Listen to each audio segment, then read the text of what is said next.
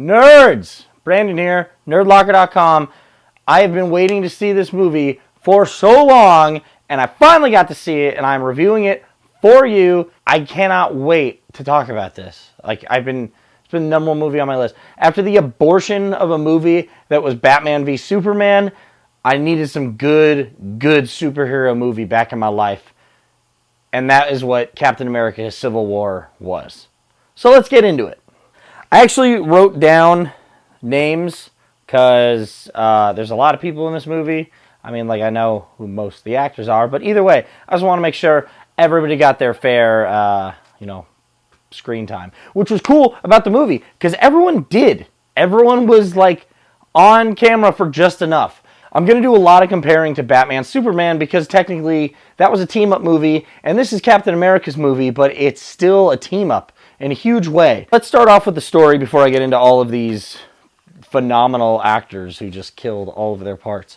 The thing I like is they are taking names from the comic like Age of Ultron and putting it on a movie and not necessarily being the same thing. This is to an extent, but obviously if you read the comic books, you know that the X-Men were involved, the Fantastic Four were involved, and all that kind of stuff. We can't have that because, people can't play nice, except for Sony, which we'll get to later. Basically, they want the Avengers to be held accountable. And kind of like the comic books, Tony is just guilt-tripped into being like, hey, this is how things have to go because you messed up. And he's like, I can't be wrong about anything. I have to make up for feeling like a jackass. So that's basically where this comes from. I like that I still hate Iron Man in this movie because, goddamn, when these comics came out, I loathed Iron Man. I didn't read him until, I want to say Matt Fraction's run on Iron Man, and that was a good considerable time from Civil War to that. Just a couple of years. I don't know. There's going to be a lot of gaps in timelines. I can't remember what I did yesterday. It does revolve a lot around Bucky being, the one who has to be held accountable, which was a neat little twist. I like that he is just a major part of this. I'm really going to stay vague on a lot of the storyline because I really want everyone to enjoy it, and I don't want to give you a play-by-play of what happens.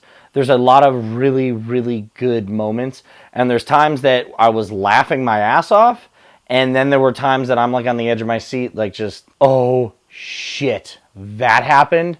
So there's just a lot to enjoy in this movie. But let's get into the actors. First person I want to talk about is Chadwick. I'll butcher his last name, but it's cool. We're on a first name basis. How you doing, Chad? I haven't talked to you in a while, but whatever. As Black Panther. And he nailed it. I love that Marvel just kind of does what they want and it works out. Not we don't need to give this giant crazy backstory. Hey, Wakanda is a country and his father is the king. And that's all you need to know. This was a really good introduction. It's just, hey, this is who this is and accept it and let's move on from there. But the way Black Panther moves in this movie was so well done. It was just so good. I can't get over it. Next one we finally get to see Paul Bettany. Is it Bettany? I'm so bad with names. I meet people and I can't remember their names. And if it's a funny last name, I just never call it. If it's a funny name in general, I just probably won't ever say it. I'll call you dude or guy. As Vision, this was great because, we get to see him introduced in Age of Ultron and kind of be like, oh, crap, I'm a person now. And he really is just trying to figure out what it's like to be a human. It's nowhere near as creepy as the current Vision book going on right now, the Tom King one, which is outstanding. If you want something to read, go pick that up. Really afraid of her, and I like that reflection into the comics. And she doesn't know what to do about this. She's, hey, I got powers now, and I don't know what's up with me. I didn't ask for this. People are terrified of her, everyone but Vision, and it was cool to see that relationship where he can relate to her and understand, there's nothing to be afraid of because not everyone knows her like I do, but understanding that, hey, people are afraid of you and I have to protect you and protect them. And it was a great relationship. I hope to see a lot more of that in the upcoming films. Paul Rudd as Ant-Man was amazing. It was so cool to see him in this. Ant-Man was one of those movies too where it's Marvel has such a good track record so far that I'll trust this. Like an Ant-Man movie, let's do it. Paul Rudd, I thought he was a little old for the part, but he nailed it, and he's perfect in this. He fits right in. I love all the pieces that make this giant Avengers pizza.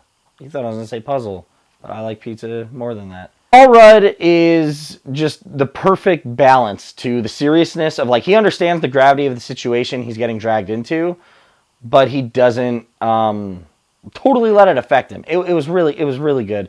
A couple more surprises. Hopefully toys didn't ruin it for you, but either way, I knew a lot of stuff going into this, and I was still blown away at what I saw on screen. Great all around by Paul Rudd. Nice little surprise was Emily Van Camp as Sharon Carter. I kind of thought it was known. I guess they were still calling her Agent 13 or whatever, but I thought it was known that was Sharon Carter. Either way, they make it a lot less creepy in the movie where she is the niece to Peggy Carter, not her daughter or granddaughter. I forgot what it was. Either way, I just think that's really weird. But you don't see a lot of her, but her parts are good. She's essential to the story. She's there when you need her, and I enjoyed that a lot. Not that Sharon Carter's ever been an Avenger, so I don't know when we're going to see her again, but it was cool to see her more up front and actually have a speaking role. I hope to see a lot to come from that. Daniel Brühl, Baron Zemo, or Helmut Zemo. Did I say Baron? Or Baron Helmut Zemo? I don't know, dude. There's like 95 Zemos, man.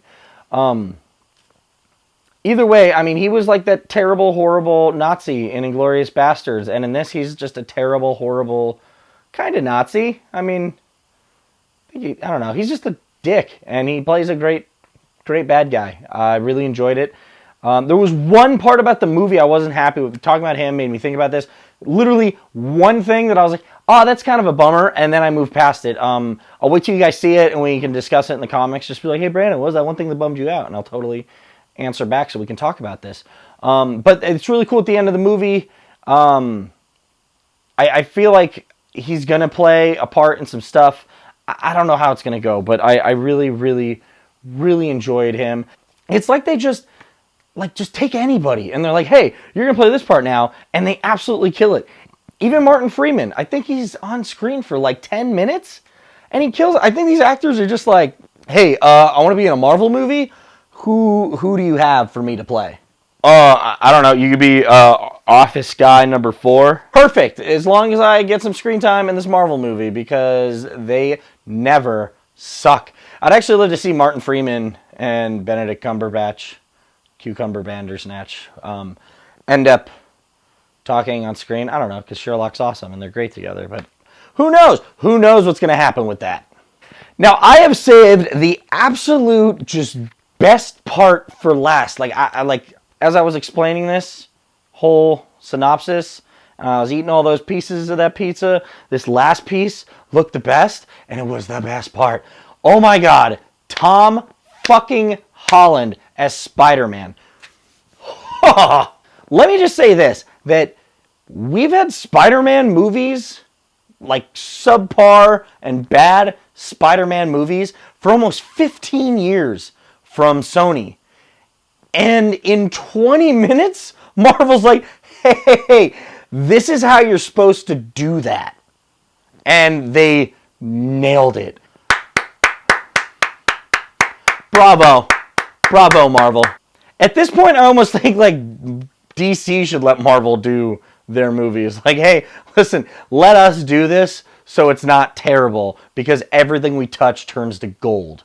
The one really confusing part to me, emotionally, was Marissa Tomei as Aunt May. We don't see too much of her, but we see enough to know that Aunt May is hot, and that is fucking with me on a level that I can't comprehend. Because my entire life, she's been that 94-year-old lady saying, here are your wheat cakes, Peter. And now she's hot Marissa Tomei on the couch, chilling with people. That sounded weird. She doesn't do anything weird. She is sitting on a couch in one scene. I promise it's not like that. But either way, it's taken kind of a toll on me, and I don't really know how to feel about hot Aunt May. Two things I will tell you. Well, one thing I will tell you about two things. There is a mid-credit and there is an after-credit. Nothing overly big, but kind of just, something of things to come. And it was definitely worth the wait. I can't wait to see this. It's the thing, is usually with these press screenings, we miss out on the very end or the middle. And we got both of them this time. So that was awesome. And I really can't wait to see what happens next. It's just like Marvel just hits all these home runs. I want every studio to give just Fox and what else are we missing? Is it just Sony and Fox? I don't know, just give them everything and let them create. You guys want to know what the cool kids do? Is they do a 15-minute review of Captain America Civil War and don't talk about Captain America. It's not that he was forgettable. It's just there was so much other shit going on. He's driving the story, and it was cool. Like, I was along for the ride, but I was checking out all the scenery. I have to tell you, the one thing I love most about Captain America movies is his fighting scenes. He gets some in Avengers, but when he's the main focus, it's so much better because he just kicks ass. And throwing people like Black Panther in the mix and then fighting side by side with Winter Soldier was just like the cherry on top to this pizza. Was this... It made it great. I'm watching the movie, and that's Spider-Man fighting Captain America. That's something that in my head I have accepted as fact that will never happen. Like, it's not going to happen. We're not going to see Tony Stark and Spider-Man on the same screen. And we did. We saw it. And to me, it was almost like I was watching every scene that Spider-Man was involved in just this awe of like, holy crap, you guys, like, Spider-Man's here. He's part of the family. He's part of this now.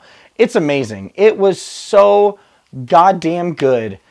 I'd give it 10 Nerd Skulls, but that's probably overdoing it just because I don't know we can fit 10 Nerd Skulls on our graphic thing. But I'm going to give it 5 because that's what we determine is the most we can give anything. So I'm going to give it like a hard 5. Bravo, Marvel. Keep them coming. Please, please, please talk to me about this movie in the comments. I'm sure there's going to be a hater out there, and, whatever, dude. You're wrong, but you're welcome to share that opinion. Yeah, like I said, let me know what you guys thought in the comments, and I will hopefully see you guys soon. So, haven't been filming too much, but I'll get back to it. I'll get there. That is everything I have to say. You guys have a nerdy week.